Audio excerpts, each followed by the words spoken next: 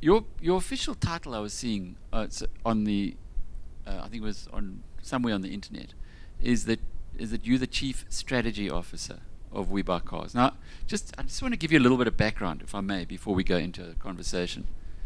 21 years ago, Dirk and his brother Fawn started a company called WeBuyCars.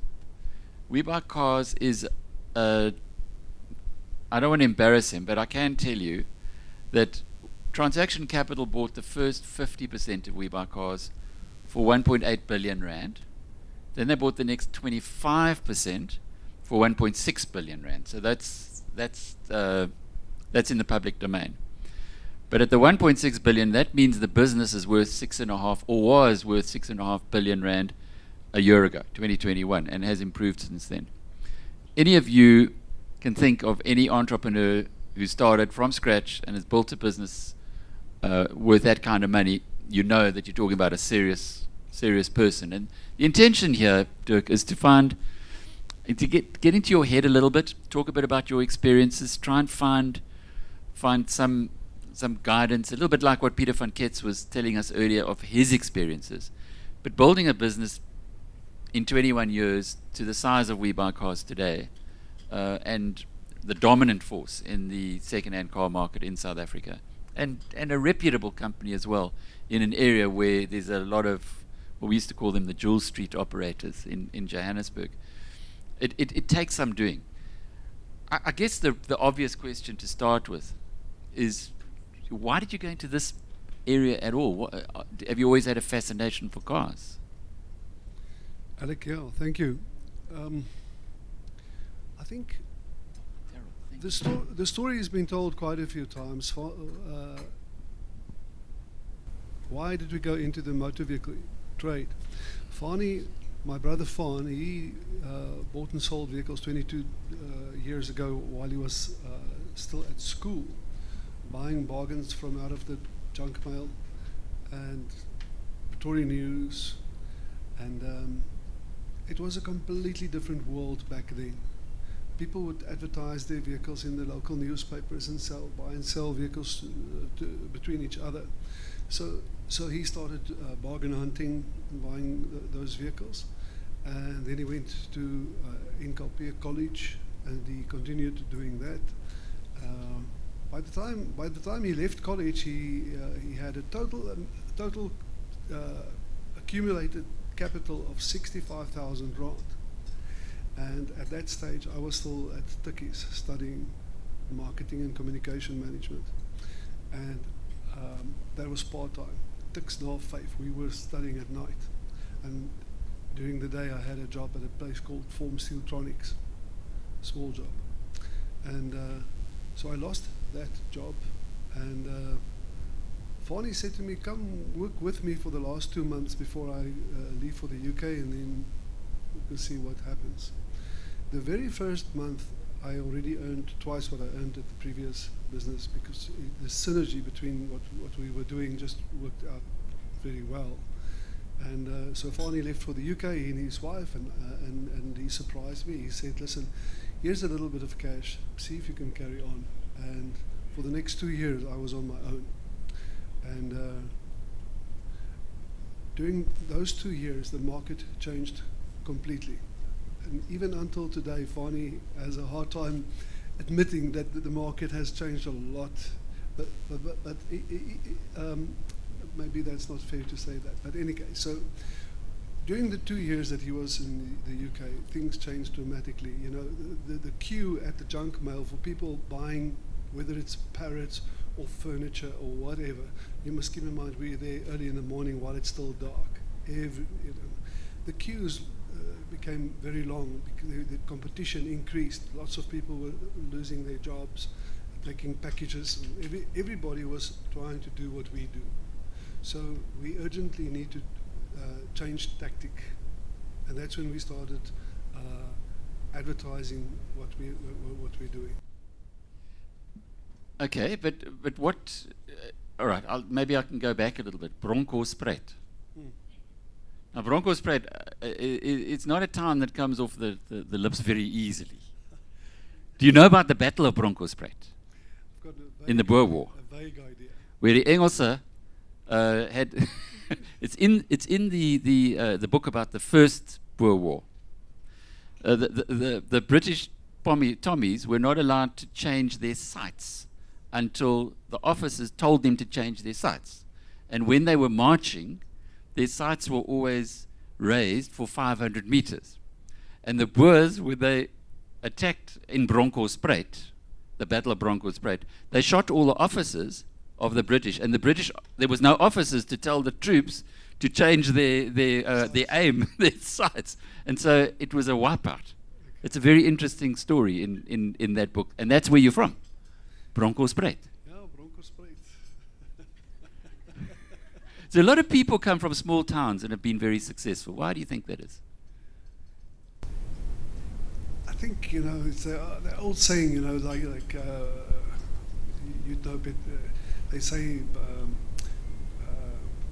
hard times brings about a better quality person, and better quality persons brings about easy times brings about lazy people, and lazy people's, then you got that story. So, Yeah, third generation. Yeah, so we didn't have it all too easy, What did your dad do? My dad, he was a civil servant and so on, and so we grew up with an intense sort of aspiration to prove ourselves and to make a better life out there, which we did, eventually. Why it's so interesting if you have a look nowadays. Many Afrikaners, like yourself, have become hugely successful entrepreneurs, and yet in the time up to 1994, there were few. It was always the English-speaking South Africans who were the entrepreneurs that we look. Why do you think that is? What happened? I think the Afrikaners had a mindset of fighting for security. Like for my father went into the civil service because he was told by his mentors that you have to go for security. You have to have security. So he went for that, and they had a mindset of working for either becoming teachers or staatsdienst, that sort of thing. And yeah, I think it's still a very interesting question, why there were so few Afrikaner entrepreneurs. And you've got two sons. Yeah, I do. Yeah. How do you advise them? The boys, they ask you, so what do you do? How do you make money and all that? And I try and explain to them basically, and it's difficult for us because we are in it the whole time. So it's really difficult for me to give you an objective perspective of what I do differently. But I think already they know nothing else. That's all they do. They've got no other example than just that. I think what few people realize, and I think this is one of the most important things about the mindset of WeBuyCars and how we came into existence in the first place in the beginning days, was that we were absolutely may I say, shit scared of debt, because my father struggled. He was always in debt, always. So for that reason, we just made a principled decision that we are never ever going to go into any debt, which we never did. But this is an asset-rich business. You had to buy a car, surely, and pay for it. Yeah. And you didn't go into debt. No, look. Initially, it started. Fani started initially with a motorbike that he bought for something like, I can't remember the exact amount.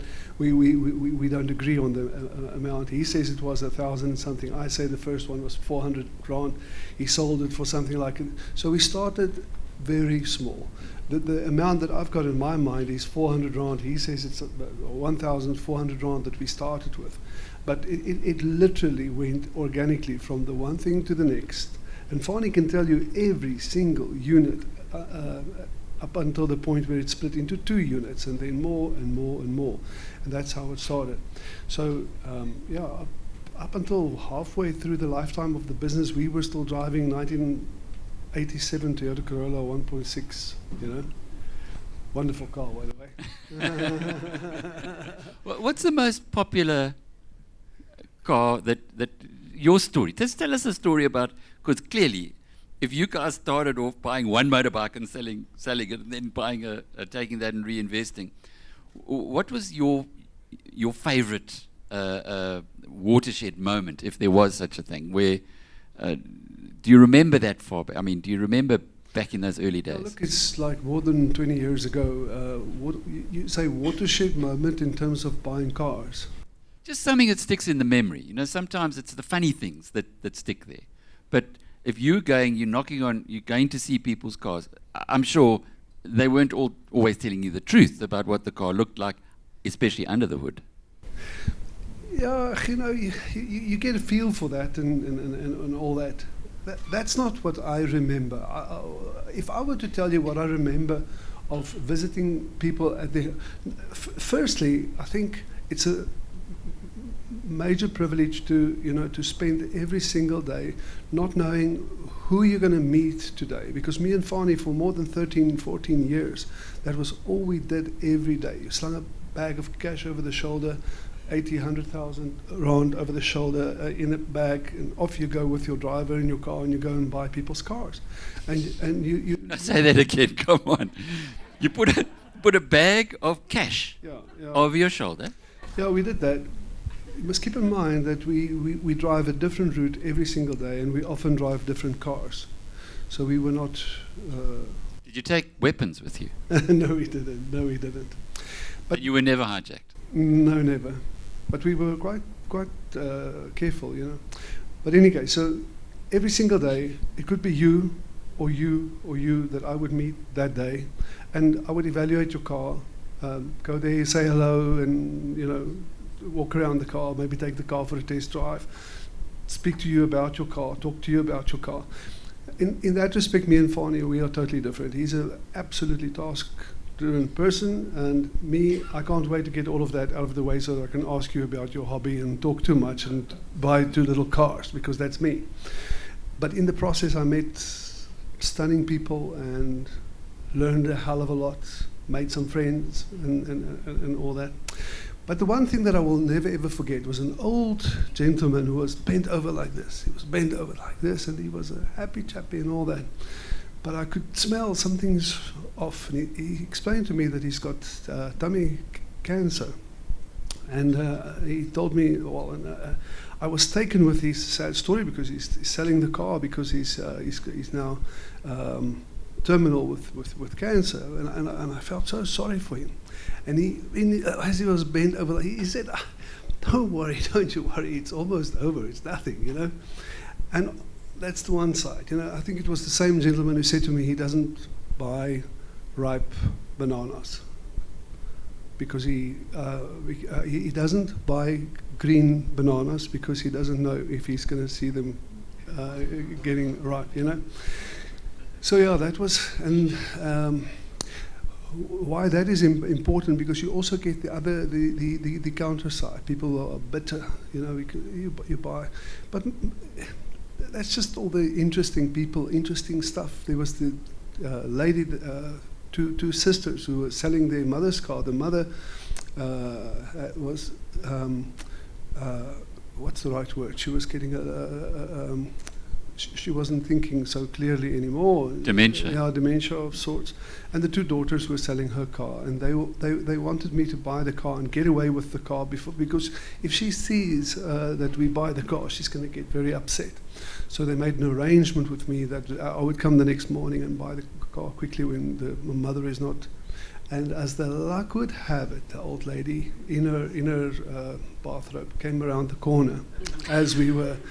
She caught us red-handed selling her car, to WeBuyCars. She came running and she fell on the bonnet and she grabbed the car by the wipers. She one hand every wiper, and I remember so well that she shouted, "You're not selling my car! You're not selling my car!" you know, yeah. And both the daughters, they grabbed her and they threw me the keys and they said, go, go, go. You met a lot of people in very interesting circumstances. What did you learn there about nowadays it's the latest thing is the con man. We watched this thing called Inventing Anna on Netflix, where there was this young girl who called herself a German heiress and got big banks to give her lots of money. So it's almost become popular to be a con man. Now, in this industry of yours, how do you spot these people? Is there any way that you can see if someone is genuine and honest with the experience you've had, and on the other side, perhaps not so? It's really a difficult thing. I see myself as someone who I take pride in the fact that I can read people very well. I can read people's body language very well. Now, how do you teach someone that? How do you tell someone that I can? You know, it's the same. You get into a habit of driving in a conscientious way. And watching out if there's suspicious activity around you. You stopping at a robot at night. You know, it's just part of your. The same when you're buying cars and you. If you're absent-minded, if you're not, then maybe you wouldn't see these things. But if you are mindful and you look carefully, that all the normal stuff is there that should be there, you know, so you can distinguish a normal situation as opposed to. But this very thing is an extremely interesting question for me personally, and that is that how do you see what's not there? And to me, right now, in my life, this is one of the most appealing questions, or most important question that I tend to ask people is that how do we know we are asking the right questions? Are you asking the right question? How do you see what's not there? People tend to just go with the narrative, you know, whatever, you know, and that's why a question, the moment someone asks you a question, boom, it activates the whole narrative, and there you go. Yeah, the questions are if you're able to ask the right questions, you will get proper answers. But I guess many people are a bit scared of that. They don't want to offend the other person. And when you're buying a car from somebody, how do you do it in an inoffensive manner? Ask the questions. You mean how do you ask the question to determine whether it's a scam or not? Yeah.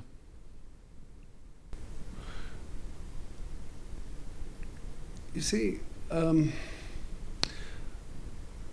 me personally, from an insurance point of view, for instance, it's very interesting that, and I love to have these conversations with people who are knowledgeable about it. You know, if you know where someone works, and you know what he does, and you know where he stays, you don't realize it, but you know a hell of a lot about that person. If you are more or less familiar with that suburb, you know something about that job. The guy's an aviation engineer, he works on airplanes. That means automatically they are fastidious and they look after their cars well. And they stay in a suburb where the general person in that suburb is of a certain age, most of them, you know, like a suburb has a certain characteristic. Most of the people are in a certain phase of their life in a suburb. So if you invert, who are the people that you don't really want to buy cars from? Is it, who are the guys you know have hammered this vehicle and would be... Don't look at me. No, it's difficult. Journalist Scary says, yeah. Have you ever bought a car from a journalist before? Yeah, I know you have. No, it's too difficult to say. It's difficult to say. I've got another question, quite a personal question from my perspective. This is the second startup I've had. And the first startup, the most difficult thing was not in the early days. That was great fun. It was really great. You had a tight team, lots of fun. But when you went from 10 to 20 to 50 to 80, that was the end of my days at MoneyWeb. But from your perspective, you guys have gone from you and Fawn to thousands of employees. How do you take those steps along the way? What makes you successful, and then so many other people really struggle with that, struggle with the growing of a business and employing new people and scaling up? It's really a very difficult question to answer, and I was sort of afraid that you're going to ask me that question. So you thought about it? Because how do you explain that? The thing is, my grandfather used to say that a fish rots from the eye. And the thing is, and this is to me, this is my pet topic, so to say, and that is that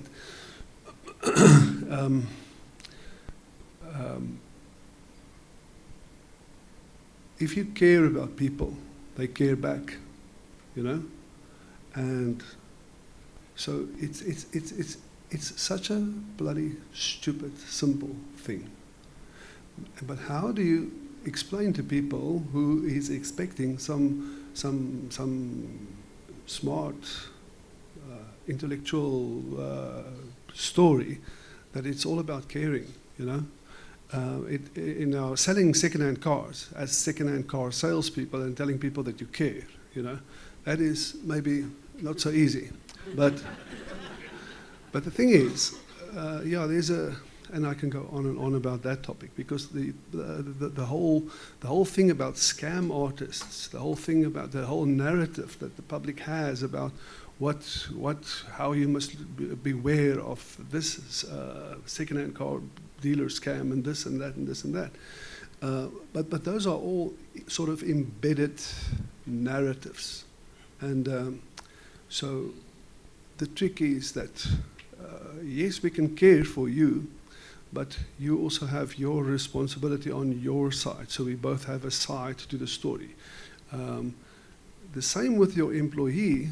And so without telling you a too long extended story, the fact of the matter is, we may be a bit different in that we really, really care within reasonable bounds. And if you really truly grow a company with that in mind, I caught myself saying to Fawn just earlier on that you cannot plug people in like a USB, and that in the company you cannot just go hire someone and plug them in and there they go, you know. But you guys have been growing at 60% a year. I mean, that's massive, massive exponential growth.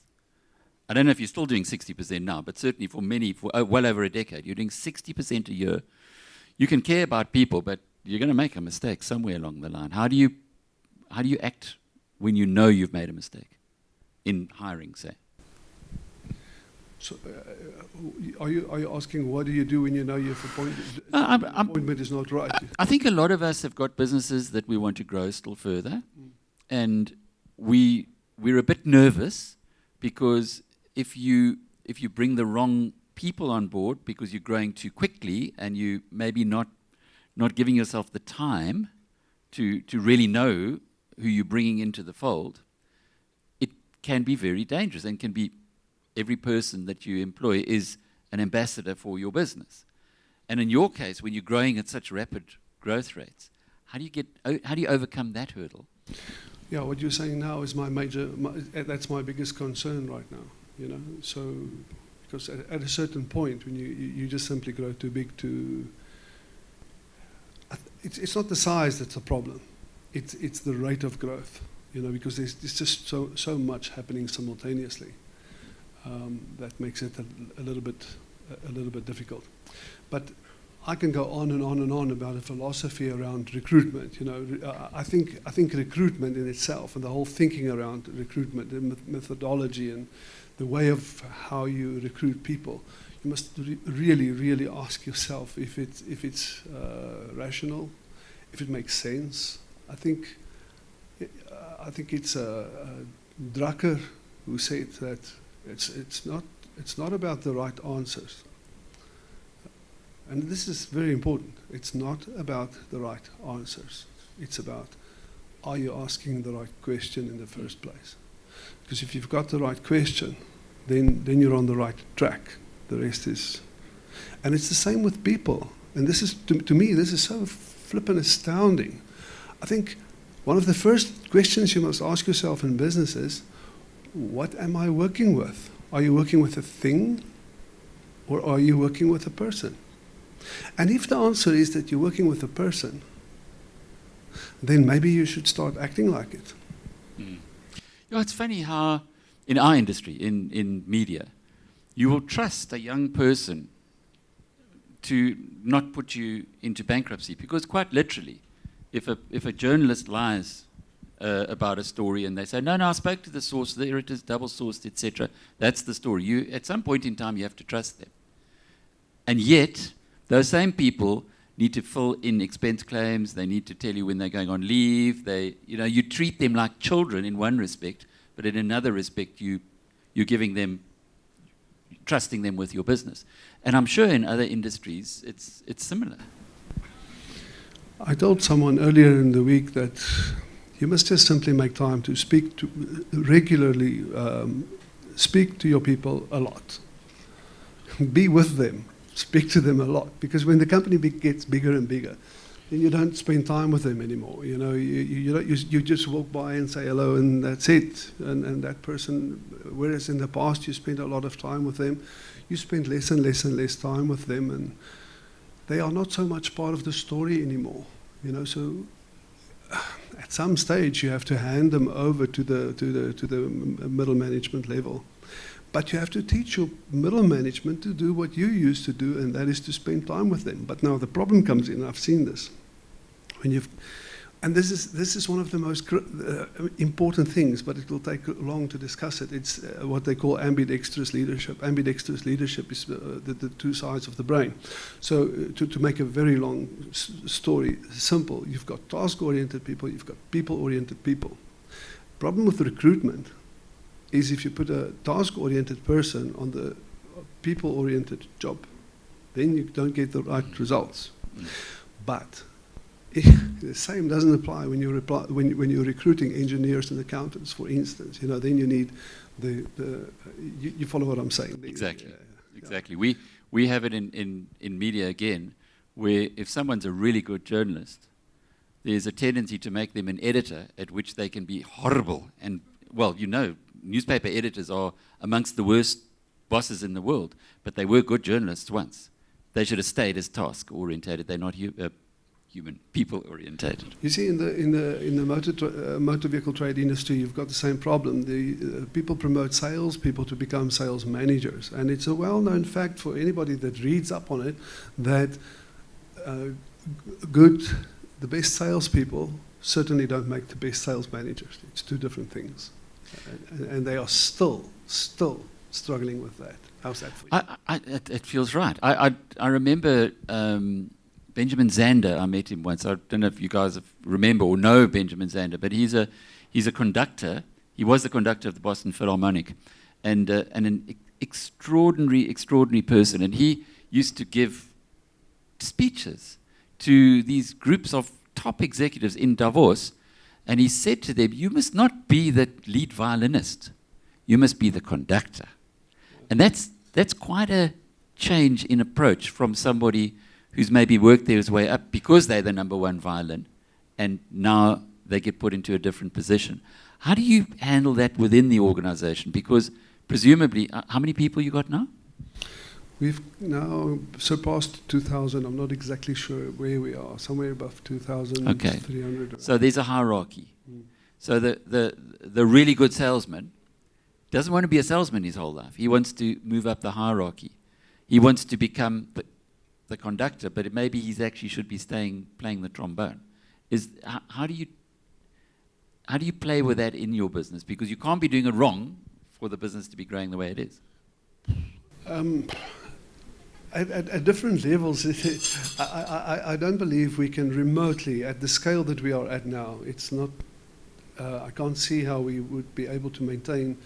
It's a very difficult thing. We'll try, and trust me, we will be innovative, and we will come up with something, and we will change this. But it's going to be a challenge to do the same at this scale. But previously, when we were, now we've got more than 9 branches, like 6 coming up within the next less than a year and a half, probably. So it's really now a different story. But previously, this, I think it's Benjamin Zander you mentioned. I played that video. I played that video to the salespeople. Okay. It's curious that you mentioned Benjamin Zander, because I was trying to explain to them and trying to show them what it's like when someone is on fire, when someone has passion and chutzpah, and a bit of flair, and I say to the salespeople, see if you can somehow just sort of get a little bit of that, to live, and to have passion, and so that's why I believe that you just spend time with people, and you just impart a little bit of the energy, give them a little bit of something, and a little bit of warmth, and you still cannot be everything to everybody. There's still going to be a couple of people staying behind who did not get promoted, and after a while they want to know why, and then you ask them how many books they've read. That's my next. And if they haven't read books, then what do you? It's a little bit cruel, but in any case, you get the idea. Do people knock on your door and say, "What's my reading? What should my reading list be, Dirk?" Because you're a voracious reader. Yeah. But now that thing that you mentioned there, that's called up management. Now you can preach up management to people the whole time, and you show me who really executes on that. Very few, very, very, very, very few employees would actually really do that. Would ask what reading list they could have if you were their role model. Surely they would be doing that. How many employees do you think would, from their own accord, go to their next level of management and ask them, what does success look like to me, to you, for me? They don't do it. They just, even if you tell them this is what you should do, because people, it's difficult working with people. You can try and teach them something, even though you expect that they understand in principle and do it in some way, in their own creative way. People are people, and people work as a group together, and it's really difficult to get someone to do something that's not natural for their group. Okay, I'm going to go back to books now. Give me your favorite book, and I'll give you mine. Oh my word! All right. Well, we can go with 5. You give me one, I'll give you one. You give me one, I'll give you one. Anti-fragile. Anti-fragile. Yeah, Nassim Taleb. Okay, I'll go with Fooled by Randomness. Same guy, Nassim Taleb. Right. Next. Range, and I can't remember who's the author of Car Magazine. No, I think it's a David Epstein, if I'm not mistaken, who wrote the book Range, which is a very important book in my mind. Okay, I'd say 7 Habits of Highly Effective People of Covey. Did you read that? Yes, Covey Jr. The Speed of Trust. Covey Jr. There we go. Okay, and I'll give you Outsiders, the book that you got today. Have you read it? By Thorndike. No. Okay, there's a good one. Imported from America, from Amazon, for our speakers, presenters, one of the greatest books out. It talks about people like you, the outsiders, the people who think differently, like Steve Jobs said. Yeah. Here's to the pirates, to the misfits, to the oddballs, because they change the world. 10 seconds. Give me your thoughts on this. The blue balls. Don't say who they are. I was sitting next to Victor Matfield, and I said to him, this is now coincidence. You're sitting with the one guy that doesn't give a shit about rugby. And he said, high five, thank you very much. For once I can chat to someone who's not going to talk to me about rugby, you know. Kazoo? Look, there's many, there's quite a few competitions, and they all have their own story, and we've read up on every single one of them. But it's extremely difficult because they block you to access them. You have to use a VPN, and then you only get the information that you want on the competition in anywhere overseas by subscribing. So you have to literally pretend to be a customer. Now that we're a listed company or part of a listed company, I can't do that. So it's difficult for us to get all the information on the competition that we want. Also, one of your biggest problems today is that many of your young competition, and this is a difficult conversation, they do what I call posturing. So they aren't necessarily what they portray themselves to be. So if you're asking about competition overseas and what they are doing, there's the dream, and then there's the reality. It's the same in AI. It's the same in deep learning and all those things. You know, there's the fancy talk and what we want to be, and every person that's deeply involved in those territories will tell you that there's the ideal and there's the reality. So with the competition, it's the same thing. We can tell you exactly which ones you really have to look out for. So Carvana is for real. That's a genuine, serious competition. I think Kazoo also, but I don't know their stats offhand exactly. But there are others that have just. I must be careful, but I get the story, and it's actually it's quite aligned with Warren Buffett's way of when he invested in companies as a relatively young analyst, because he's in his 90s now. What he used to do was go and talk to the chief executives of 5 companies in the sector, and he would ask the chief executive, outside of your own company, which other company in the sector would you own shares in, and actually which other company would you sell short. And that's I think what you're saying in a way is that there's some who have a far better PR kind of positioning than the reality thereafter. And I guess that's something you only really know if you're in that sector. So as an outsider, how would you know those things? Just homework? Yeah, you have to spend the time. But I think if you look on Reddit, for instance, and you look at the again, it's a difficult thing. You know, if you look at the amount of complaints about a certain company, but to put that in perspective, you have to know what the turnover is, because if the amount of complaints is a very small percentage of the total turnover, but like some of the competition that you've just mentioned, I've analyzed their complaints, and it's very interesting to see where the complaints lie. So I made the deduction that they really look after a certain kind of client and a certain niche or certain bandwidths of clients, and certain other parts of their clients they neglect completely because it's not their thing. Okay, also back to the 10 seconds. Jim Collins. Jim Collins. I love to watch his videos, but I can't remember all of his books. I have read Good to them. Great, Built to Last. But we've read them a long time ago. Okay, it's good. The quality of book often is how many times you read it. Yeah, that's it. And Nassim Taleb, certainly Fooled by Randomness, I think I've read it 3 times now. Yeah. So that's a good book. Jeff Bezos. I don't know nothing about him. He's the Amazon guy, the bald guy. The guy who's fighting with Elon Musk about being first to get to Mars. I mean, that's the guy. You don't have those ambitions.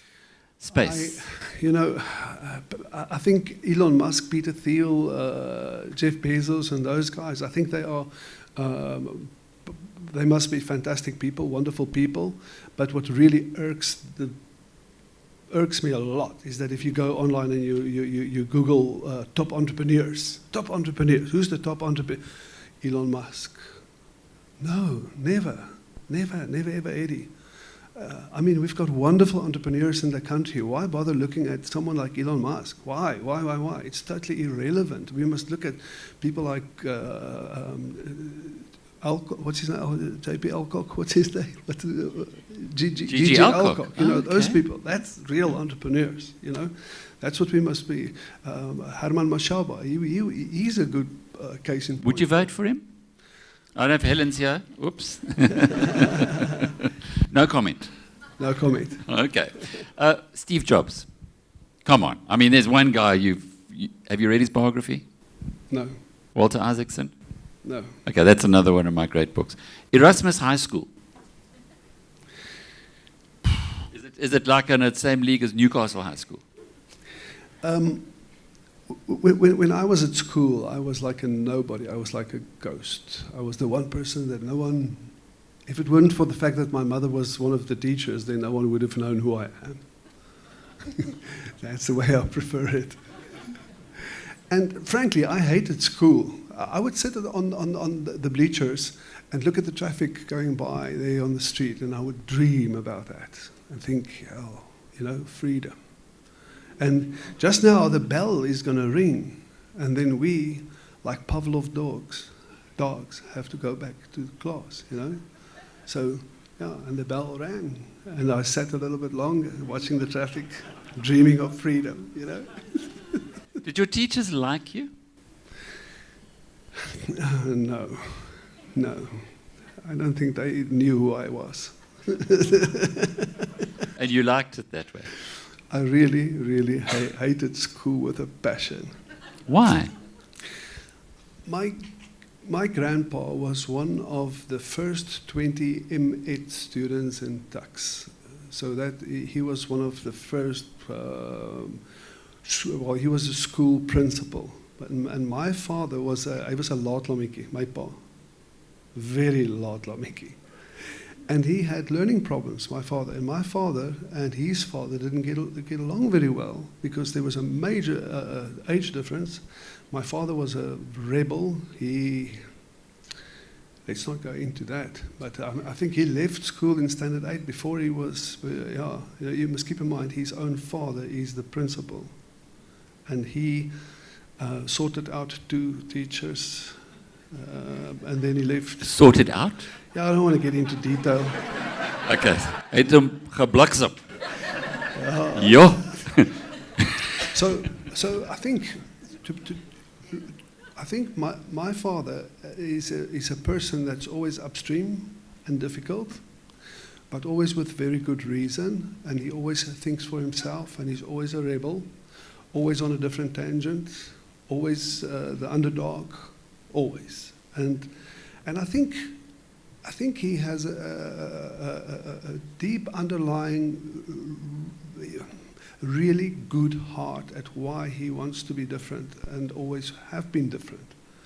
And there's a lot of pain hidden there. But always being upstream, always different, gave us the courage to look at the motor trade industry and to feel that we're going to do our own thing. And we did. Is there a lot of him in you? Yes, certainly, yeah. You know, it's a very interesting point Peter van Kets was making earlier about spending 72 days on your own and you get to know yourself really well. Do you think you know yourself really well? Do you think that matters to be a successful business person? Yes, I think it does, absolutely. But I think COVID and everything that happened in COVID, and me and my wife and my family self-isolated for 90 days. And I think COVID brought some terrible realizations and stuff, self-knowledge, where you realize you're not nearly as strong as you think you were, you're not nearly as rational as you think you were. So yeah, you can go on and on about that, and you can get very personal and all everything that goes along with all of that. Have you got a role model? or role models? I probably have quite a few, but if you put me on the spot and ask me which one, I really adore, I really love Nassim Taleb, but today there's a hell of a lot of things that I don't agree with him, and so you can go on. But yeah, I've got a couple of people that I follow, but off the top of my head right now, it's difficult to isolate a very specific person. There's obviously many people that I appreciate for many different reasons, but it's hard for me to say, to mention a very specific. Myself, I love Tim Noakes. I love Tim Noakes to bits. Why? Because he's a rebel with a cause, and I think he's right, and he's a gentleman. And he's prepared to say when he was wrong, which is a very rare quality. That is the most important thing that I think people, and this is the thing that my father also is very strong on that point, that you have to be able to just admit when you're wrong. If you're wrong, you're wrong. It's as easy as that. When we are wrong, we promptly admit it. Well, thank you. We said 45 minutes. We've got there now. Thank you, Dirk. It's been such a privilege. Thank you so much.